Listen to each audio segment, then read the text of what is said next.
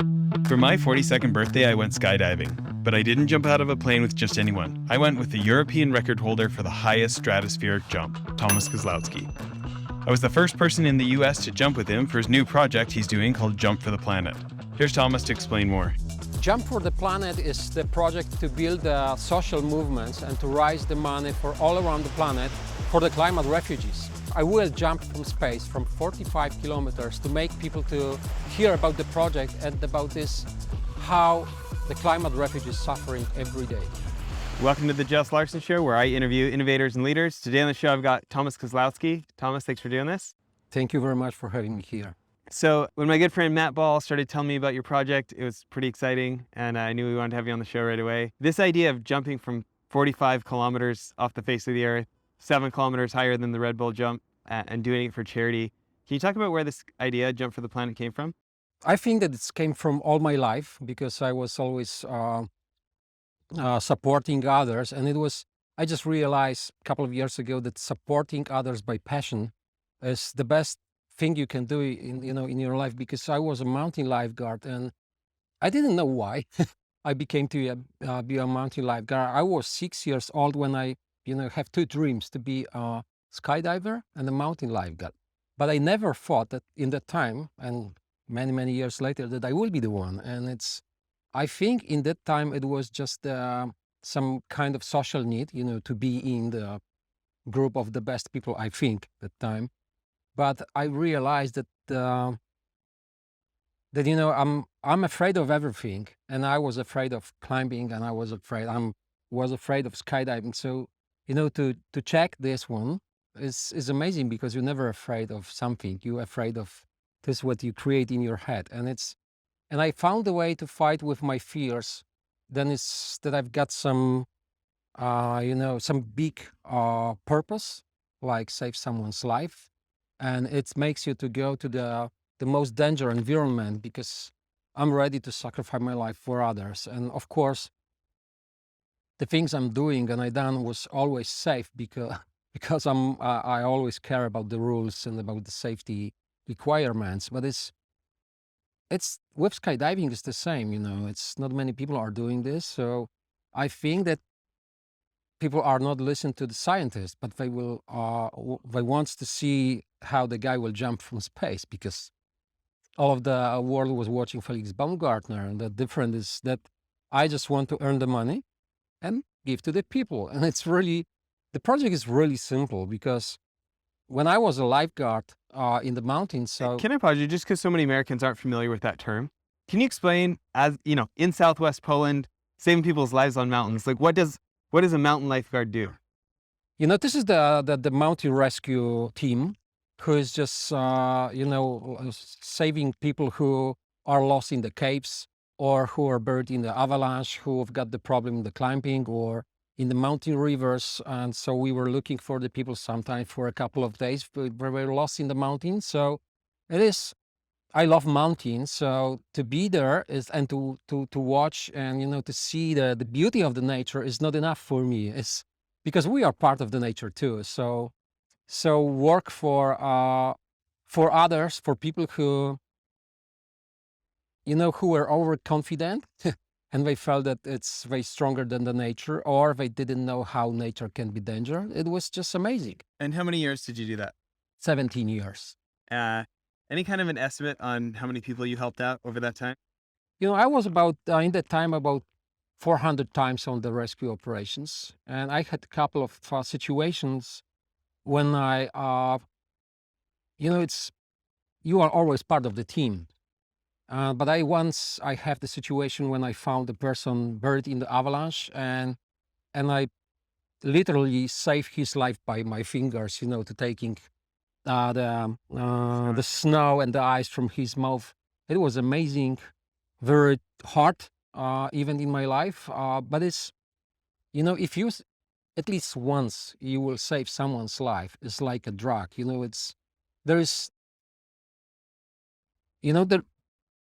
In such a projects or such a work, you will find the goal of life, the sense of life, and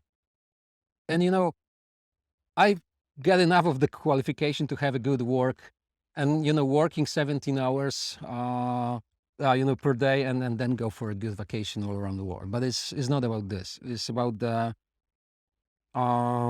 not waste the opportunity that I'm here and I got 2 arms and 2 legs and just to work for others. Yeah.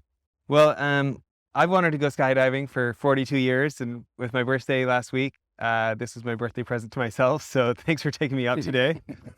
It was a pleasure and honor for me.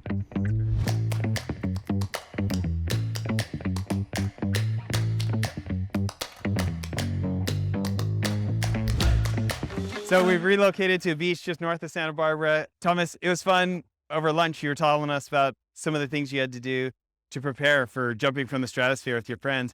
Can you specifically talk about the meat locker?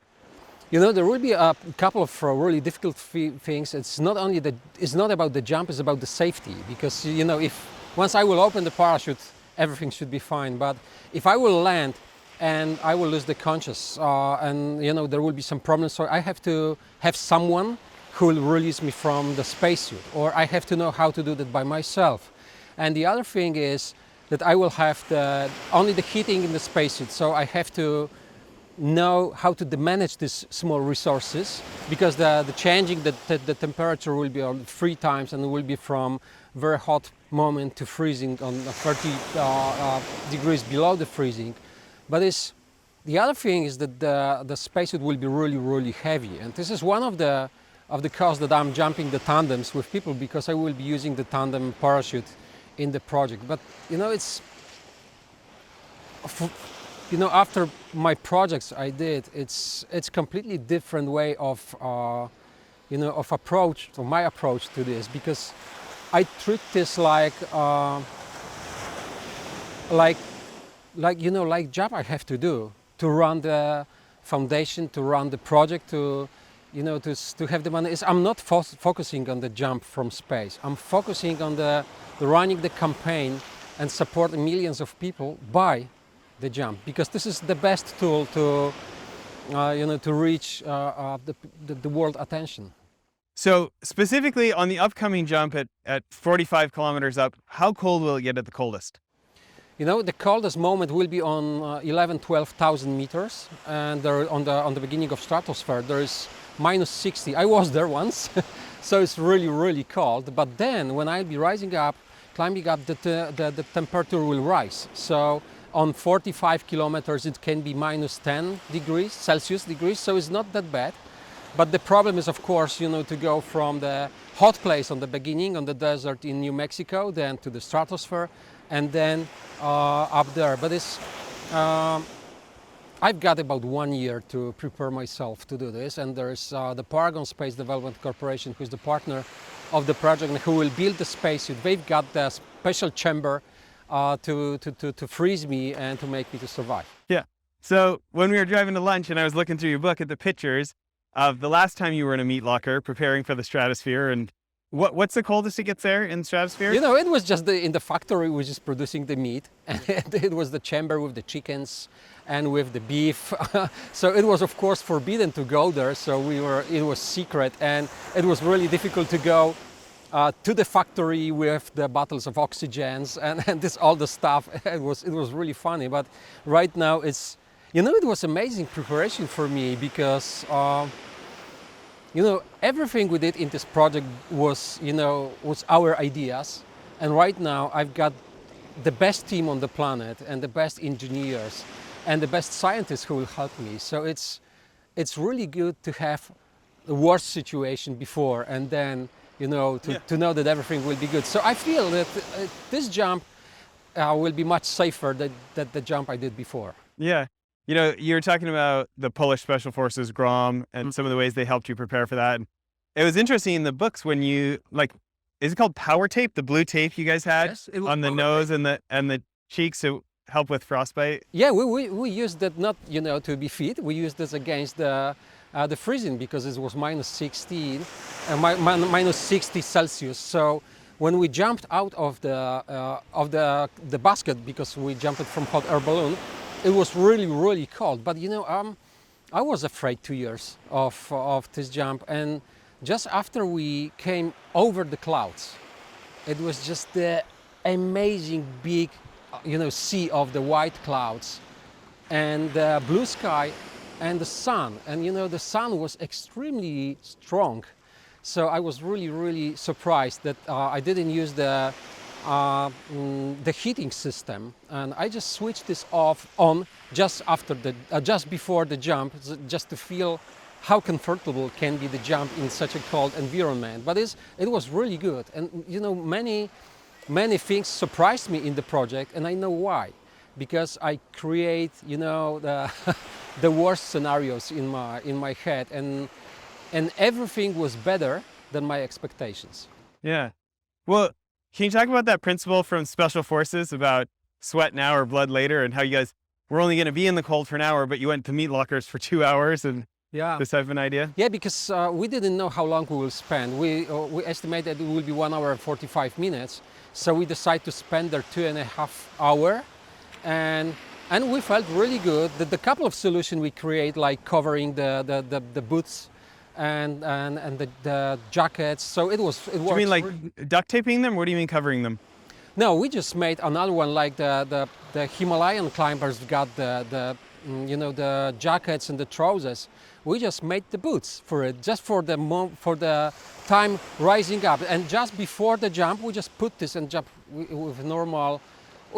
Maybe it wasn't normal. It was the boots which Special Forces use, but it was really, really good. And I was surprised because the conditions which we create was really, really comfortable. And yeah, the only problem I had during the climbing, it was my weak spine, because I've got the problem with the spine after, being 17 years of the rescuer, and carrying people on my arms. But it was really good. So right now I feel much safer, but there's two factors to make me to feel safer. One is that I know that I will be in the best hands on the planet, and the second is that I know that I'm the person who will be afraid. So I'm not afraid now.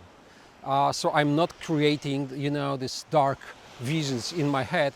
I know that I'll be afraid when I will start to jump in the spacesuit, when I will be there. So there is no time right now, and there's no moment to be afraid. And it's really, really helpful. So for people who don't know a lot about skydiving, like me, can you explain why it's so difficult? Like, why haven't there ever been group skydives from the stratosphere except for the three of you? Yeah, the problem is that it's really difficult to go up there, and you can go up there on 12,000 meters by the plane, but this usually the military got such a planes.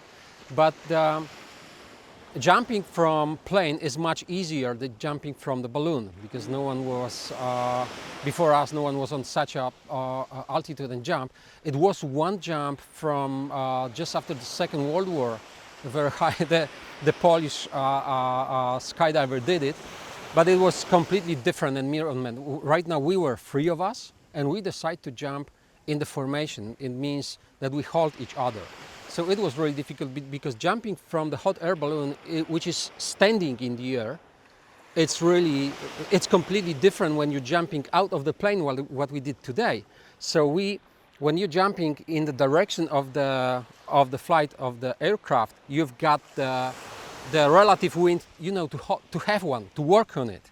And when you're jumping out of the balloon, you haven't. So we immediately had very big speed, and it was danger. We didn't know how we behave, this 400 kilograms, and it was danger. But we kept that position, and the jump was safe. So in this big jump, the problem is that there's two difficult moments. The first difficult moment and the danger moment is first couple of hundreds of the meters, because if I will, I'll be untouched from the balloon, there will be no room to open the parachute. And the second is when I will be up there on 45 kilometers and I will jump, so it will be immediately I will have the speed about 1,000 miles per hour. So there will be no air. So when I will go into the atmosphere, I can have the spin, but I'm prepared to have one. And the second thing is that the people from Paragon and from UPT, they create amazing solutions to to have the drag. I mean this small stabilizer which makes me to to have the free fall in stable position. How does the stabilizer work? It's the problem is that when we're jumping in the tandem, when I will jump out of the plane, the most important moment for me is to release the small parachute which is over us, and it makes us to go slower and on the stable position, on the belly stable position. So if there is no air, and so I can spin, and it can be over over my body. So they create the solution that when I will be untouched from the balloon, it will be like in some kind of pipe. So no matter which position I will be, it still will be over my head, high over my head. To help stabilize you so you don't go in a crazy spin. So you're going 1,000 miles an hour?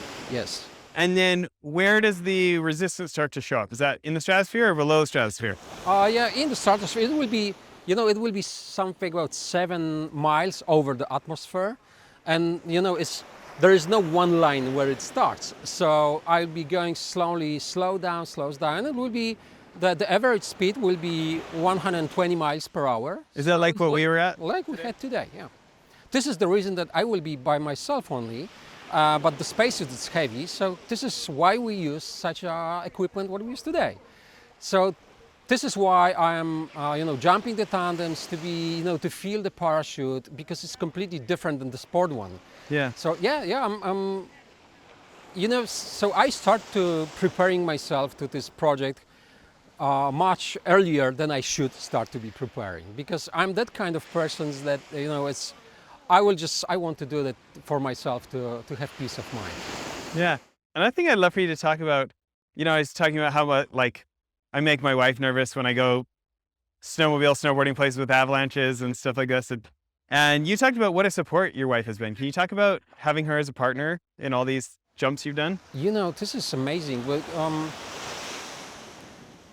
I never know if she's afraid or not, because she never tell me, and she always care more about me than about herself. And I resigned from this project many times because it's really difficult. There is no big budget, there is no big marks, there is no big people behind me. I'm just a guy from the middle of nowhere, and she always picked me up when I had a couple of months and I was sitting and crying and said, no, I am not gonna make it. And she said, no, you will do that. You're strong. You're great. You've got the good idea. You can support people. You did a lot of things in your life, and and my son is doing this the same, and they are amazing. And sometimes when I hear like the athletes or the successful people talk that they've got the support of their wife, and sometimes people think, oh, this is just they lying, or they want to make them feel good, but it's not. It's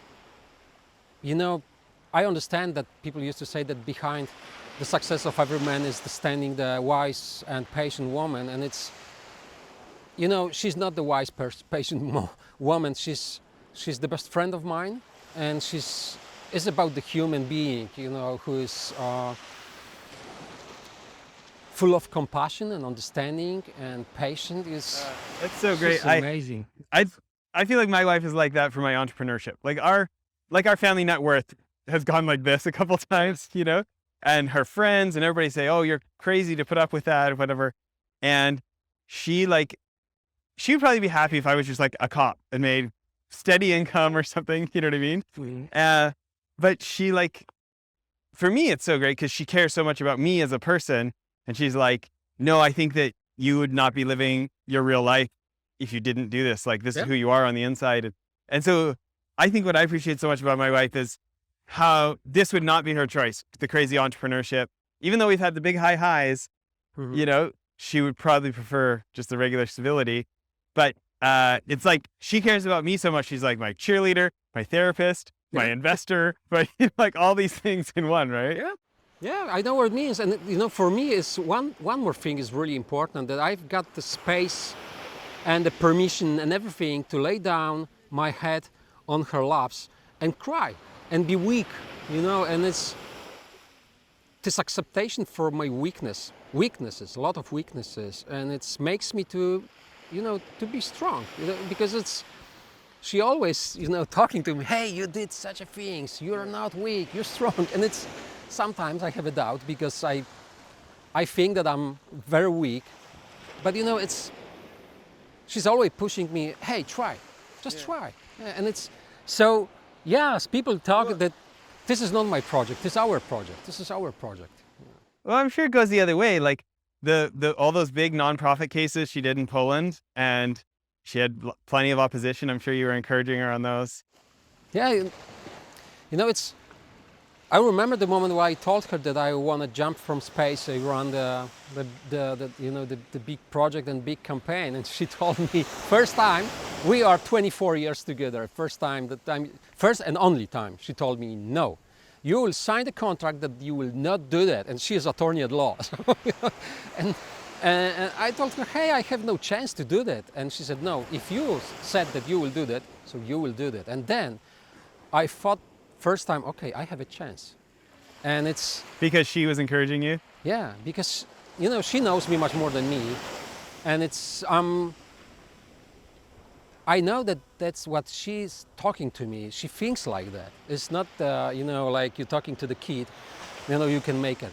She really believes in me, and it's to believe in someone, even if someone is not able to do something, is making him to be able. So yeah. It is interesting how much we can lean on other people's faith, right? Like, Yeah. I think about, I know it's a different scenario, but I think about then in entrepreneurship when I question myself and I think there's so much pressure for men, especially, to never be weak on anything. And it's great I feel like I've got at least this one person that I can be whatever I am at any moment, right? And then it's reversed too. I think she's been out of university for 20 something years, and I think she's probably going to go back this year.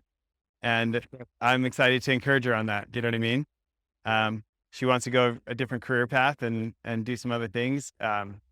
So tell me this, thinking about life and death situations, because, you've been in literally life or death situations as a mountain lifeguard. Obviously skydiving can have problems. How do you think about that? Or how does your headspace, and what's that like for the family dynamic, knowing that these charity things you're doing are such a good cause, and it's so fun, and it has the potential that you might not come home at night? It's when I'm watching the news sometimes, when I see the firefighter who came into the fire and he died by trying to save someone's life, or many situations we can see, like when people trying to raise someone's life and lost their own. I know that the people who are going into the fire, into the avalanche, into the water like this, and there is no doubt, and there is not even the reason to go there and to risk someone's life. I think in such a moment you are a real human being, because we are one. We are oneness. We are united. This is just one organism. It's just the matter of scale. If you go out of the galactic, you'll see that there is some small drop, and it's, for me, like, people are asking me, are you afraid that you will die in this jump? And there is no question, of course I can die, but of course I understand that the most dangerous part of the skydiving is driving a car to the drop zone, and it's statistically proven. But now I have no doubt, when I think about this, that during the training or during the jump or after the jump I can die, it's really sad, and for me it's really painful when I think about my daughter, about my son, about my wife and my family. But we have a chance to save millions of lives. We have a chance to make new, change makers, young people, to encourage them, to show them, hey, you can make it because you've got the resources, and the one life is nothing for make such a change. Well, I want to talk about this, and I want to talk about exactly what Jump with the Planet is going to do with the money, and this amazing opportunity you've got to work with YouTube, and ideally hundreds of millions of people will see you jump all across the world at the same time. Let's back up for a little minute though. Can you talk about the 48 and the 100 and what those were and what the money went to there? Yeah, you know, my story is, it was the story written by life, because as you know, by accident, I was in Project Polish Stratosphere. So I jumped from the... Actually, will you tell people this? How you got onto that project? Yeah, I think it's a funny story. It was funny story because my friends who create this project, they wanted to jump from the beginning of Stratosphere, and they asked me to organize the media for them. And I said, I just joked. I said, okay, I will do that if you will take me to the project. And they said yes. And I was surprised, and I was happy and a bit of afraid, because I said, okay, it's high altitude, and but okay, it's 2 years, so I will do that. And It's the principle of asking, right? yeah, I shouldn't ask them. Yeah, it's asking. Yeah, you should ask if you want to do something. You should ask, and then I was, you know, I create this dark stuff in my head, and after the jump, I wrote my book, The Story of 1,000 Fears, and I received about 1,500 letters from readers. They were grateful that I showed them that the regular guy like me can jump from the stratosphere, being afraid of every time. And I said that, you know, I realized that by accident I support a lot of people. So I decided if I will jump, I will do something crazy again. I will support people by my intention. And I came back to the project which I create in my mind when I was 41 or 42, that if I will turn 50, I will jump 50 times in one day. And I was 48 in that time. And I said, it is ridiculous to wait 2 years to be 50. So I organized Project 48. And the goal was to jump 48 times in one day. And every jump was dedicated to some sick person with cancer, brain tumor, broken spine, and all this, you know, heart disease. And I did. I was really surprised that I did. And I jumped 50 times in that day, and I collect $50,000. And I was really, really surprised, because it was just the event I made on Facebook with having 2,000 people in my group. So it was really, really, I was shocked, but it's... So to back up, you had a Facebook group with 2,000 people and you raised $50,000 in one day. Yeah. That's awesome. Yeah. Yes, and then I decided, it was funny because when I called General Hermaszewski, who was the patron of the project, our astronaut, the first and only Pole in space, I asked him to be the patron of the project. He said, hey, wait, don't do that. Wait, because next year there will be 100 years anniversary of our country, our independence, and the Air Forces too. So then you will jump 100 times. And I said, no, I can't do that, because I announced this on Facebook and I'm collecting the money, you know, and I've got the people who I will support. And he said, okay, I just joking, yeah. And after the project, I make him a phone call a couple of months later and said, General, I will try to jump 100 times. And he said, no, don't do that. Well, it was just a joke. I said, okay, but I will try. And I did. I was really surprised. Was it 1 year later? It was 1 year later, yes. But the goal was to collect the money for 100 wheelchairs for the kids who need the special wheelchair, because it was the kids with the you know, very difficult shape of the body, so they had to have the special wheelchair. And it was amazing because, and it was really good for us, because the sponsor quit. And he said, sorry, I have no money or something. You know, this, you never know the reason, especially the business reason. And we had to, you know, make a decision with my wife what to do. And we, you know, there's Anthony de Mello, the philosopher from early 70s, he said, if you're afraid to be dead, try to imagine yourself in the coffin. So I understand this one, like, try to imagine the worst scenario. And we spoke about this, and the worst scenario was that we will borrow the money from the bank and we will pay for it. And it happened. You know, I thought about this because in that time we had the money for 20 wheelchairs. And, you know, we spoke, okay, 80 kids will not have the wheelchair, but 20 will. But we took the risk, and we're still paying for this for this credit. Just to clarify, you and your wife went and took a loan from the bank so you could pay to do the charity event. Yes, we paid for it, and you know, people still don't believe. It was about $25,000, and we have no income from 2 years, 2.5 years, because COVID, and my wife had a cancer, you know, and there was a couple of problems. But you know, when people knew that we did, on another day when it was in the news, they said in the news. So in the end of the day, we had 117 wheelchairs. And then I understood that, you know, the project 48, it was 48 different projects. So it is really difficult to, you know, to decide to support the guy who got the brain tumor, or to support the guy who needs the wheelchair, or got broken spine or cancer. And I think that the, let's say, success, I don't like this word, but that we had more money, it was because of the simplicity of the Project 100. The guy will jump, give him the money, and the kids will have the wheelchairs. And the project Jump for the Planet have to stay the same. I will jump from space to collect the money and buy the shelters for the refugees. End of story. This is what I want to do. And it's it's amazing because, you know, I'm here in States, and we jumped, you know, watching the ocean in California, and a lot of people wants to support the project. So, and of course there is one really important goal that I want to show, that this kind of project can be honest, can be transparent, and can unite a lot of people all around the world. Can you talk about that? It's fun as we've gotten to know each other. You've just been so appreciative of just how many people in the US have reached out to help out, or opened doors for you, or made introductions for you.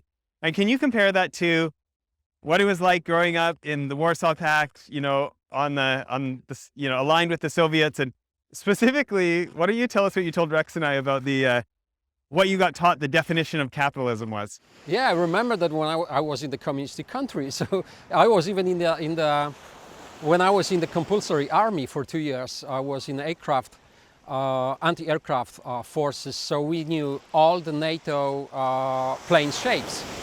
So it's amazing that I'm here. But I remember that the capitalism was the using a human being by another human being. It was the definition. So we had a brain wash, you know, they washed our brains. But I rise in this, you know, in the amazing circumstances that I remember the tanks on the streets, you know, in 1981. And After the Berlin Wall fell? yeah, it just, you know, it was before, but I remember when General Jaruzelski, who was the head of the party, that he announced, you know, in the news the war state in Poland. I remember my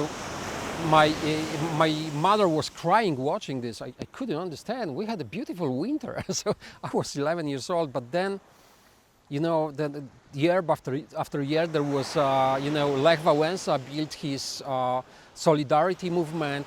Without Facebook, Twitter, and social media, he built 10 million people movement in the country under the Soviet occupation, and he's the patron of the project now. You're in the military at 19 for a couple of years, back when you're still on like the Soviet side of everything, and then a year after you're out of the military, or 2 years after the military, is when the Berlin Wall fell. Yeah, you know, it was amazing because I was just in when it's happened, because I came to the army in 1988 in the communistic country, and I came out in the free country because, you know, everything has changed, and it was the free election, and it was just amazing because, you know, Lech Wałęsa became to be the president of Poland, and it was just amazing. And I remember when he was in, let's say, in the jail. I don't know how to say in English.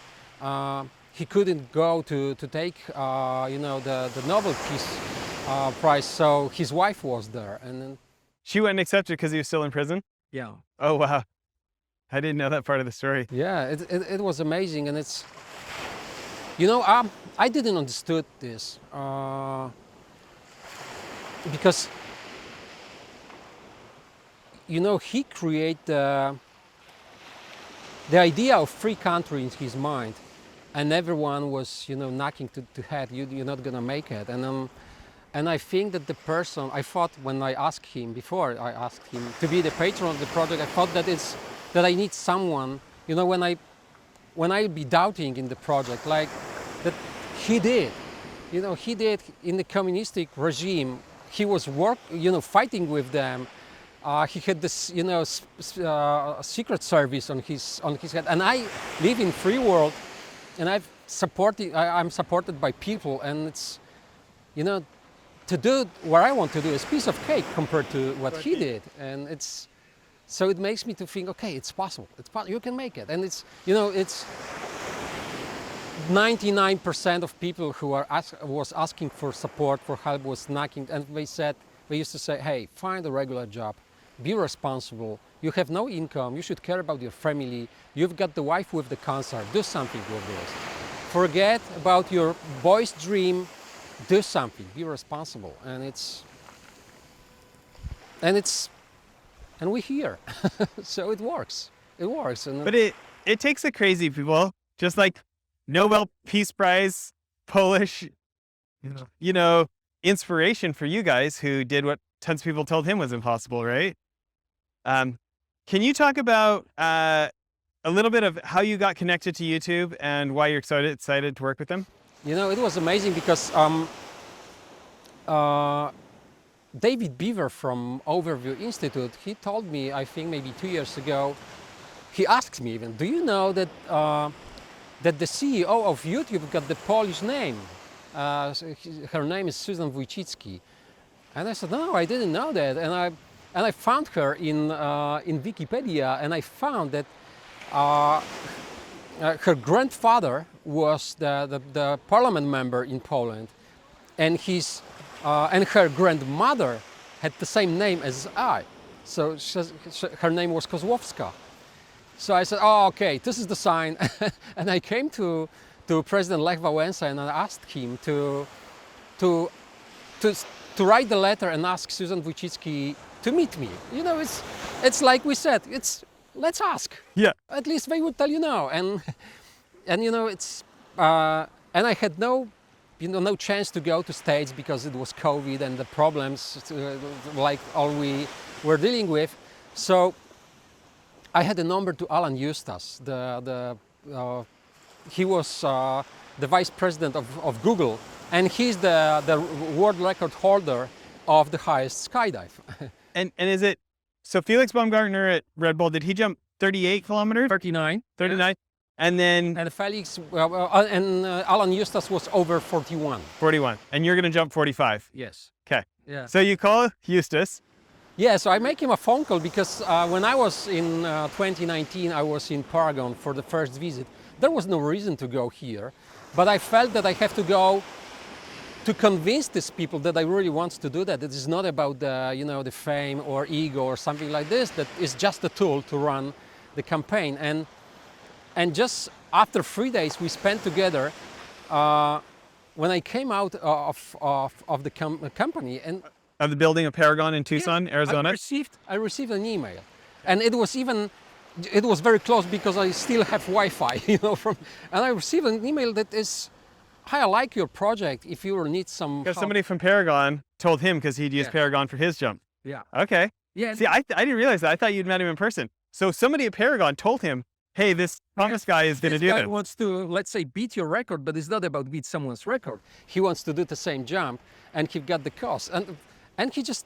So he just reached out to you and said, I didn't know that I will have the contact with him, and he just sent me his email. And he sent me email with his phone number, and he said, if you will need me, just make a phone call. And I immediately make him a phone call, and I said that I don't know what I want from him, but I will use, of course, this opportunity, and I would like to, to be my mentor and help me, and this is not the time to ask him. But then I found, okay, I will ask him to send this letter to Susan Wojcicki. And he said, okay, I can do that for you. And he did.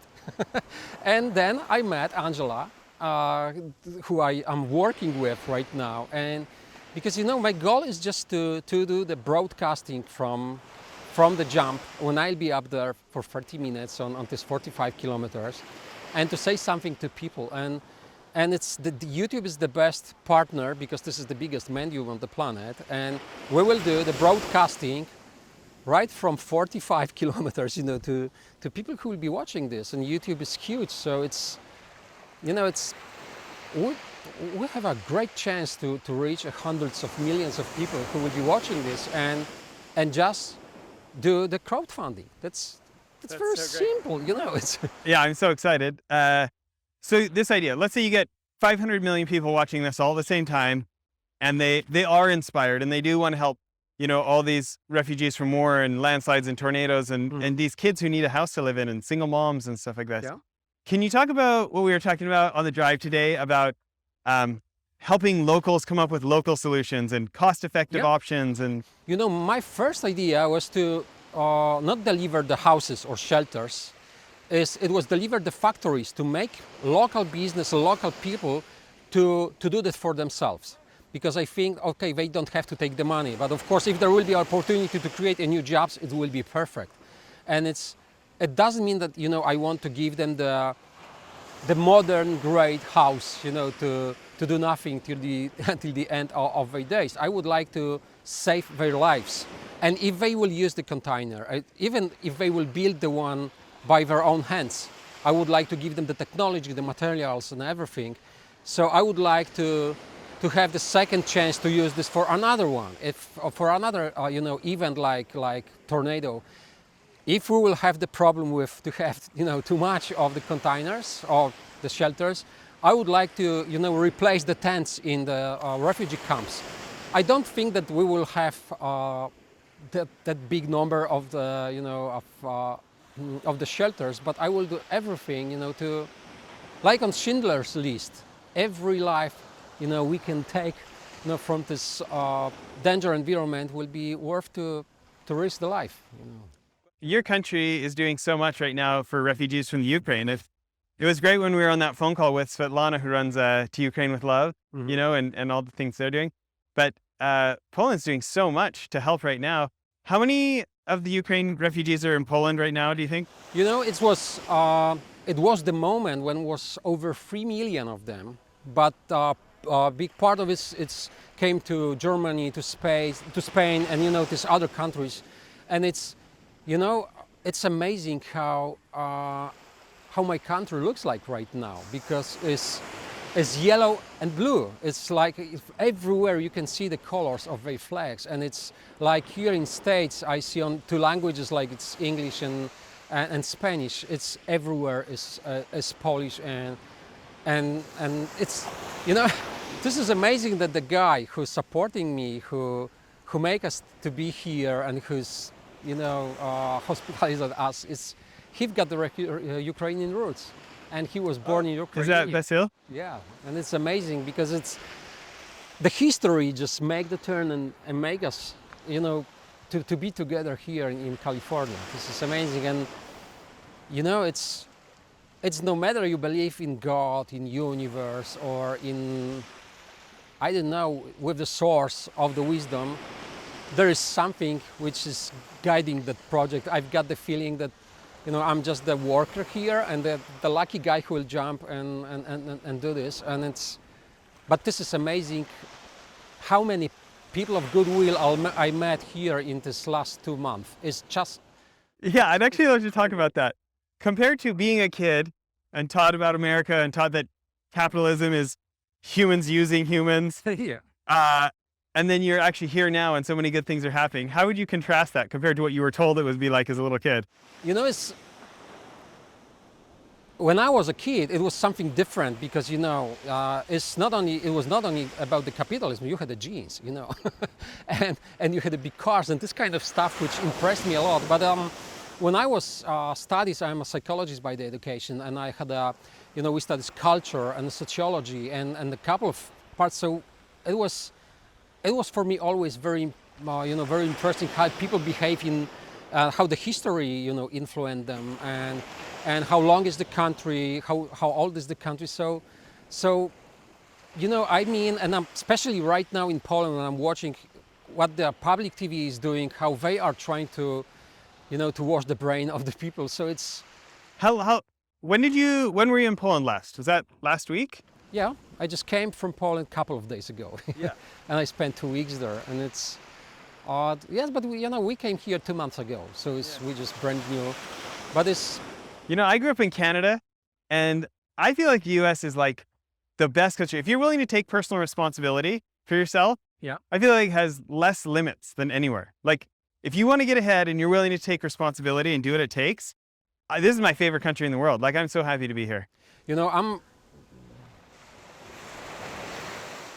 Yes, I know what you're talking about, and I've got the meeting every day.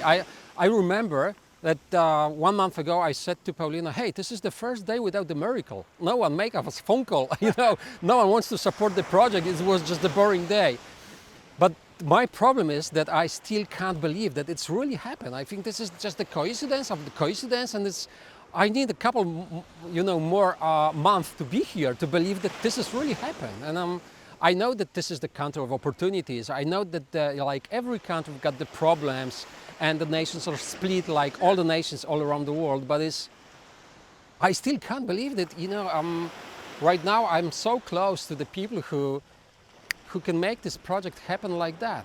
It's Well, you think about unbelievable. potentially how many millions of lives it could change if this can be this rallying point to get the whole world to care in a different way about people who've kind of been left behind, these refugee camps. And I'm so excited for how many people are helping the Ukrainians. And I want as much support as we can get for them. But let's not forget about the other people in similar situations. And what if we can help all the Ukrainians and the other refugees and these little kids that get to grow up in such tough circumstances that we have the opportunity to relieve unnecessary suffering. Isn't that about the best thing we can use our lives on? That's what we can save millions of people, millions, and it's not only about them. It's not only about the refugees and the people who are just suffering because of us too, because we are ruining the atmosphere and what is going on with the climate change. And I want to support those people, but try to imagine how many young people who don't know what to do with their life can be involved in the project and pay a couple of dollars, and they can think, hey, I can make a change as well. And I think this is some second goal of the project, and this is the cherry of the cake. I didn't think even about this, that we can influence a lot of people who will be involved in the project. And I thought who we should talk to the politicians, to the billionaires, and I've got this strong feeling from the bottom of my heart that this is just young people who maybe don't see the future, and they see I will do nothing. But if they will see just the regular guy like me who's afraid of everything, that the Nobel Peace Prize winner is with me, it's amazing. So I think this is the, let's say, uncovered potential of this project, and it's amazing. I spoke with Richard Branson about this project. I was on his island. It's unbelievable what is happening right now, and I don't know what will happen tomorrow, really. And it's unpredictable. That's what I can say about this country. And this last 2 months, it's unpredictable, and because I don't know what good will meet me tomorrow.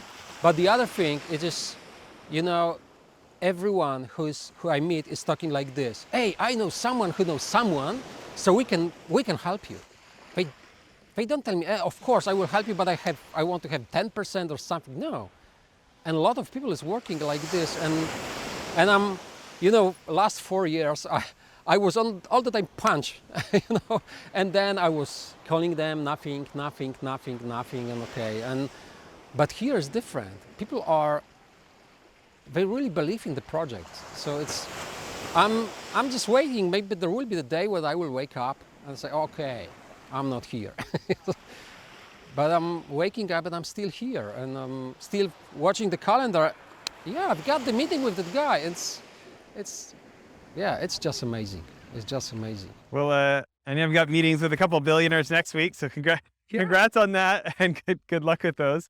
And thanks for taking me skydiving for my birthday. Yeah, and I'm happy that we'll jump again because you have to. It's just the addiction. Yeah. Thank you. Yeah, this is great. So one more time for people, where's the best place to connect with you online? It's just you can find me on Instagram, Jump for the Planet, and on the website jumpfortheplanet.com, jumpfortheplanet.org. It's really, really easy to find me, and I'm answering the emails, so there's no 100 secretaries. Yeah, it's not my project; it's our project. Everyone can be involved. Yeah. I love it. Yeah. Thanks, Ed. Thank you.